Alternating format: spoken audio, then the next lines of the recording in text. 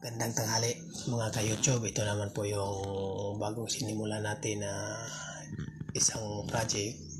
Yan, hindi ko napakita sa inyo yung pag-layout saka yung pag-file, pagpatayo nito.